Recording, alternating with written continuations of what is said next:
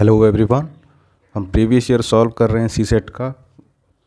Last video में हमने question number 56 solve किया था। नेक्स्ट देखते हैं, ये 57 है। क्वांट है, बेसिकली हम मैथ्स के क्वेश्चन सॉल्व कर रहे हैं, तो उसी क्रम में आगे बढ़ते हैं। 20 men and 12 women can do a piece of work in 30 days। 24 men और 12 women किसी काम को 30 दिन में कंप्लीट कर लेते हैं। तो कह रहा है in how many days can 12 men man को इसका हाफ कर दिया है प्रीवियस स्ट्रेंथ का, और 24 वीमेन और वीमेन को दुगना कर दिया गया है। तो ये पूछ रहा है कितने दिन में करेंगे। तो ये डाटा इनएडिक्वेट हो जाएगा। क्यों? क्योंकि कोई रिलेशनशिप नहीं दिया है ना, मैन वीमेन से ज़्यादा एफिशिएंट है, कम एफिशिएंट है, इस तरह का कोई हमें रिलेशनशिप दिया नहीं है दोनों के एफिशिएंसी के बीच में या टाइम के बीच में भी। तो इसलिए ये इनएडिक्वेट हो जाएगा। ये थोड़ा सा एग्ज़ाम स्ट्रेस वाले सिचुएशन में एक्चुअली ट्रिक करने के लिए ये डाटा इसका हाफ और ये इसको डबल दे दिया है। तो कुछ आदमी है ना हाफ करके या 2 से मल्टीप्लाई करके ऐसा कुछ करके ताकि सोचे। आइडियली ये हो जाएगा डी। तो इसमें कुछ है नहीं, इसलिए इसको आगे बढ़ते हैं, है ना। क्वेश्चन नंबर 58, ये व्हाट इज़ द रिमाइंडर 91 को 99 तक मल्टीप्लाई किया है इज़ डिवाइडेड बाय 1261। ओके, यानी कि ये जो नंबर दिया है हमें, इसे कह रहा है कि अगर 1261 से हम डिवाइड करते हैं तो हमारे पास रिमाइंडर क्या बचता है। तो सबसे पहले देखिए ये 1261 है ना 1261, और ऊपर हमारे पास न्यूमरेटर में ये है और ये हमारे पास डिनोमिनेटर है। तो डिनोमिनेटर को हम पहले कोशिश करते हैं इसको फैक्टराइज करने का। क्यों? क्योंकि रिमाइंडर के लिए ऑब्वियसली हमें अगर फैक्टराइज नहीं करेंगे तो पता नहीं चल पाएगा कि एग्जैक्टली डिवाइड हो रहा है या नहीं हो रहा है, और जब डिवाइड हो जाएगा तो कोई रिमाइंडर नहीं बचेगा। तो सबसे पहले डिनोमिनेटर में हमारे पास 1261 है, यानी 1 है यूनिट प्लेस में। तो एक प्रोबेबिलिटी बन सकता है कि 11 से डिवाइड हो जाए। होगा कि नहीं होगा आगे चेक करना पड़ेगा, है ना। उसके बाद 12 से तो बन ही नहीं सकता प्रोबेबिलिटी, क्योंकि यूनिट प्लेस में 1 है, ठीक है। तो 12 नहीं होगा। 13 से हो सकता है। 13 7 से मल्टीप्लाई होकर 91 होता है ना यूनिट प्लेस पे, तो 13 से भी एक प्रोबेबिलिटी हो सकता है। उसके बाद 14 से अगर इसको फैक्टराइज करने के लिए देखें तो फिर ये 14 में 1 यूनिट प्लेस है, तो ये भी नहीं हो सकता, है ना, क्योंकि इवन नंबर है। अगर मल्टीप्लाई होगा तो ऑड नंबर नहीं आ सकता है ना। 14 है, जैसे आप 1 से करेंगे तो फिर 4 आ जाएगा। 14 है, 2 से करेंगे तो 8 आ जाएगा यूनिट प्लेस में। तो ये भी 14 भी इसका फैक्टर नहीं हो सकता। 15 भी नहीं हो सकता, है ना। 5 है, 5 का कुछ भी यूनिट प्लेस होगा तो फिर ये 1 नहीं आएगा। इसी तरह से 16 भी नहीं हो सकता, है ना। ऑब्वियसली इसको भी इरेज कर देते हैं। 17 एक प्रोबेबिलिटी है ना। 17 क्योंकि इंटू 3, अगर यूनिट प्लेस 3 होता है किसी डिजिट के तो 1 आ सकता है यूनिट प्लेस में, है ना। इसलिए ये एक चांस बनता है कि 17 भी फैक्टर होगा कि नहीं अभी हम चेक करेंगे। फिर 18 हो सकता है, नहीं हो सकता। 19 भी नहीं हो सकता। अच्छा, दूसरा क्वेश्चन आपको एक ये आ सकता है दिमाग में कि 11 वाले सीरीज यानी 10 के बाद, है ना, 2 डिजिट नंबर क्यों लेना शुरू करेंगे। वो इसलिए क्योंकि ऊपर जो हमारे पास फैक्टर है 11, है ना, 13, देखिए 13 है, तो ये 91 खुद एक फैक्टर होता है।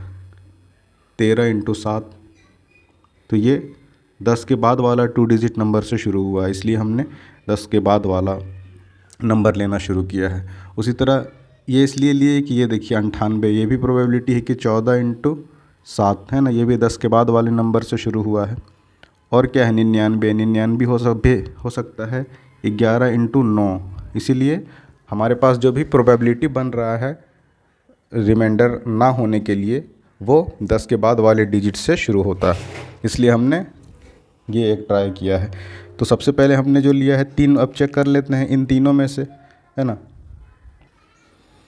तो 11 को डिवाइड करेंगे 1261 से, तो 11 एक बार में 11, 1 16, 11 एक कम 11, तो 11 से नहीं हो सकता। नेक्स्ट 13 है ना, तो 13 को डिवाइड करते हैं 1261 से, तो 13 9 बार में 13 9 107, और ये रिमाइंडर बच गया कितना, ये 117 होगा, सॉरी, है ना। तो ये रिमाइंडर हो गया 16 9 9 हो जाएगा, और ये 1, तो 13 7 91, है ना। तो ये 0 रिमाइंडर आ गया, यानी कि ये 1261 को हम लिख सकते हैं 13 से, देखिए डिवाइड हो जा रहा है ना, तो ये 1261 को लिख सकते हैं 1261 को 13 इंटू 97। फर्दर ये फैक्टराइज भी नहीं हो सकता, तो 1261 को ये लिख सकते हैं 13 इंटू 97। अब देखिए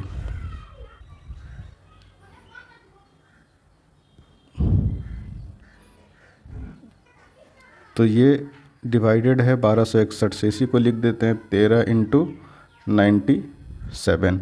अब ये कैंसिल हो रहा है, ये 97 वैसे ही कैंसिल हो जाएगा इससे, और ये 13 से फिर ये 7 टाइम्स में, तो जो भी नंबर आएगा टोटल होगा, कोई रिमाइंडर नहीं बचेगा, तो रिमाइंडर 0 होगा। ये बिल्कुल मैंने जानबूझ के इसको एकदम डिटेल सॉल्व कर दिया है। फिर भी कोई डाउट हो तो आप लिखिए कमेंट सेक्शन में, I will try to get it. All right, ये क्वेश्चन नंबर 60 है ना। When 70% of a number x, ठीक है, x का कोई नंबर है, x कोई नंबर है, 70% ऑफ नंबर x, जब 70% of x is added to another number y, ठीक है, इसको जोड़ते हैं किसी अनदर नंबर y में, the sum becomes 165% of the value of y। ये कितना हो जाता है 165% ऑफ y। पहला इक्वेशन तो ये हो जाएगा।